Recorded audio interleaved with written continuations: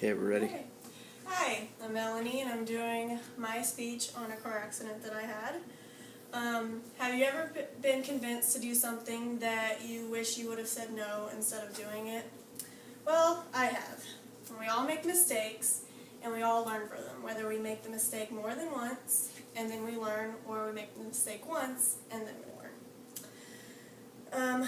Us 6 kids took my mom's vehicle out for a cruise. And first it took the convincing, and then we went for the cruise, and then lastly, the thing that ended the whole night. So first, we had to convince my mom to let us go. So we told her that we were bored, and we asked her if we could go, and we begged her, and then my sister's boyfriend told her that he had his license, which he didn't, but I didn't know that, and my mom didn't know that. And so she finally let us go. And so then, after we finally convinced her to let us go, then we all hopped in the car and started driving. Well, we were driving down a gravel road, and we went down a few times, and then he went to go turn around, and he backed into a ditch, and we thought that it was all over, and we were going to be in a lot of trouble, and we were going to have to tell my mom. But then a car stopped, and asked us if we needed any help, and so then he helped us get the car out of the ditch. And so then, instead of going home like we should have, we thought, oh, we got out of that, so we can keep driving. So we kept driving, and we went a few more times, and then my little sister and my mom's boyfriend's son decided that they wanted out of the vehicle. So we stopped and let them out. And again, instead of stopping and not driving anymore, we decided that we were going to keep driving. Well, it was really my turn to drive down the road, but he convinced me to just let him drive. So I was like, alright, whatever, just drive. So when they got out of the vehicle, we were all driving down the street, and he decided that he was going to show off in front of my sister and her friend. And he blared the music and went faster. And he's from Virginia, so he really doesn't know how to drive on gravel.